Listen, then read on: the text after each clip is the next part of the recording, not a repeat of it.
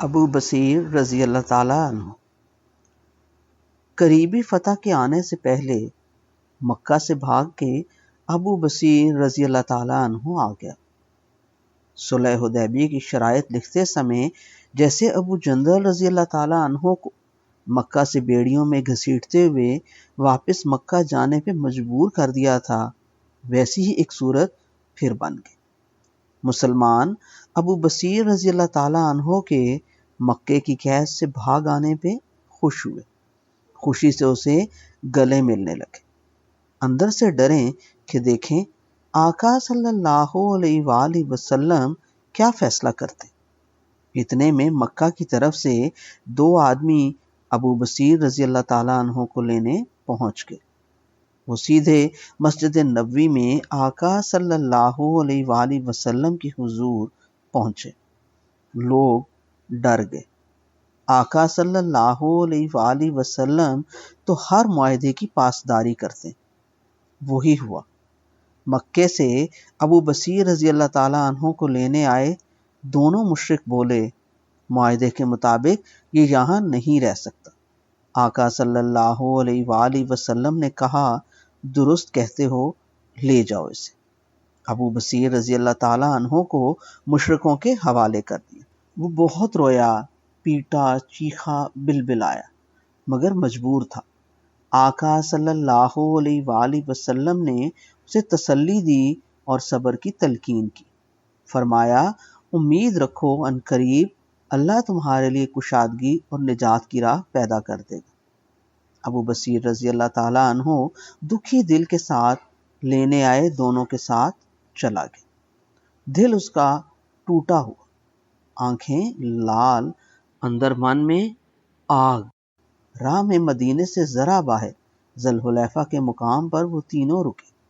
2 لینے آئے بیٹھ کے مدینے سے ملی کھجوریں کھانے لگے۔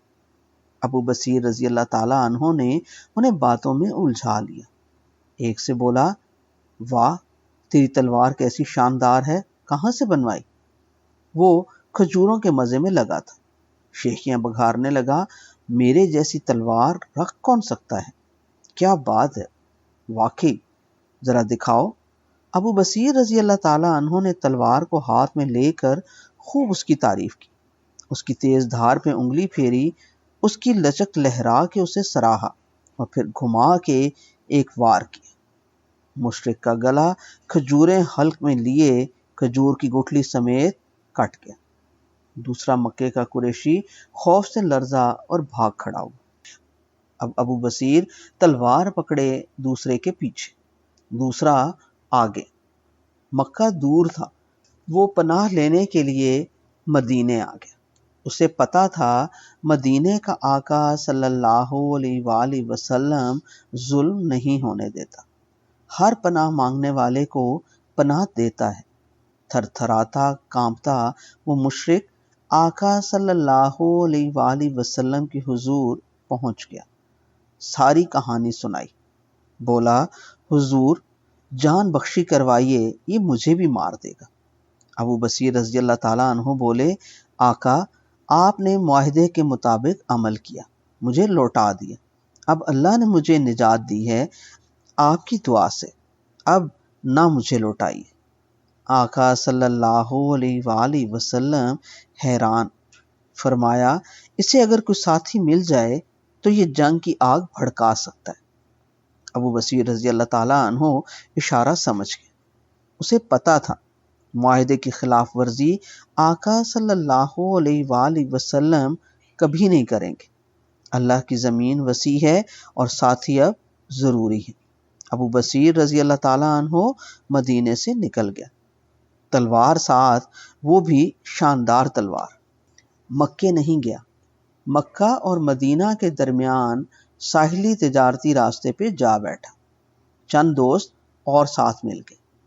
مکہ میں قید صلح حدیبیہ کے وقت گھسیٹ کے لیے جانے والے ابو جندل رضی اللہ تعالیٰ عنہ کو بھی خبر ہو گئی۔ ابو جندل رضی اللہ تعالیٰ عنہ بھی ابو بصیر رضی اللہ تعالیٰ عنہ کے پاس ساحل پہ پہنچ گیا۔ تھوڑے دنوں میں وہاں 70 کے لگ بھگ مسلمان جمع ہو گئے۔ اب وہ ایک قوت تھے، کبھی کبھی تو ان کی تعداد 300 تک بھی پہنچی۔ مکے سے قافلے آتے، وہ ان میں تھرتھلی مچا دیتے۔ انہی قافلوں سے انہوں نے خیمے چھینے، اپنی بستی ساحل سمندر پہ سجا لی۔ اونٹ بکریاں بھی اکٹھی کر کے سواریوں اور خوراک کا بندوبست کر لیا۔ وہاں تو چھوٹا موٹا بازار انہوں نے لگا لیا۔ قریش کا تجارتی راستہ اس شاہراہ سے بند۔ صلح حدیبیہ میں ایک یہی فائدہ تو قریش نے لیا تھا، تجارتی راستوں کا۔ وہ اہم راستہ قریش کے ہاتھوں سے نکل گیا۔ قریش والوں نے پھر سر جوڑا، سمجھ نہ آئے کیا کرے۔ آخر اپنے سرکردہ رؤساء مدینہ روانہ کی۔ گڑ گڑائے، آقا آپ صلح رحمی فرماتے ہیں، صلح حدیبیہ کی تیسری شق ختم کر دیجیے۔ آپ کا جو بندہ مکہ سے کیا کہیں سے بھی آ کر مدینہ رہنا چاہے تو 100 بسم اللہ رہے، بس اپنے ان ساحل کی پٹی پہ بیٹھے ابو بصیر، ابو جندل اور ان کے ساتھیوں کو مدینہ بلا لیجیے۔ مگر آپ کے شہر میں مکہ سے کچھ مسلمان عورتیں آ کر بس گئیں، معاہدے کی روح سے انہیں واپس کر دیں۔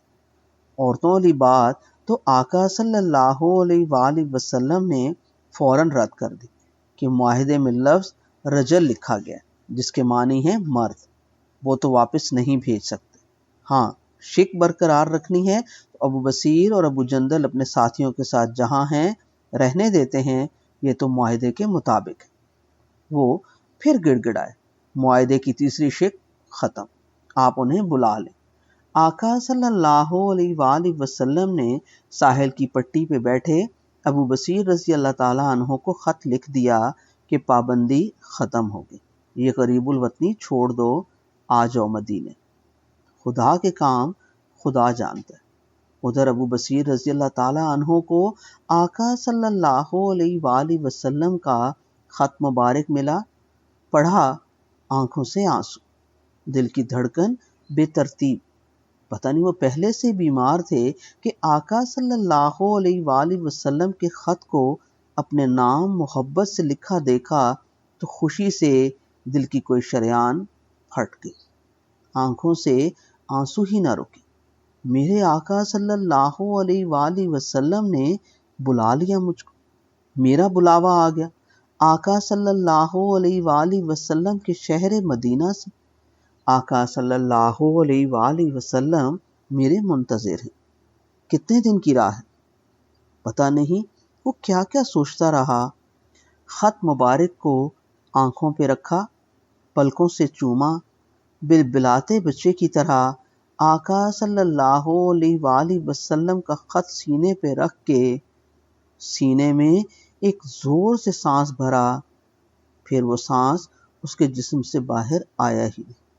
اس کے سینے پہ پڑا آقا صلی اللہ علیہ وآلہ وسلم کا خط، اس کے سرد ہوئے بے جان ہاتھوں میں پھڑپھڑاتا رہا۔ اس کی آنکھیں اسی طرح آنسوؤں سے بھری آسمان کے اس کونے کی طرف مڑ گئیں جہاں سے وہ ساحلی پٹی مدینے کی طرف مڑتی تھی۔ وہ پل بھر میں مدینہ پہنچ گیا، جسم ساحل کی ریت پہ چھوڑ گیا۔ ابو جندل رضی اللہ تعالیٰ عنہ نے ابو بصیر رضی اللہ تعالیٰ عنہ کو وہیں ساحل پہ دفنا دیا، پاس ایک مسجد بنا دی۔ پھر آقا صلی اللہ علیہ وآلہ وسلم کے حکم کی تعمیل میں سب لوگوں کو لے کر مدینہ روانہ ہو گیا۔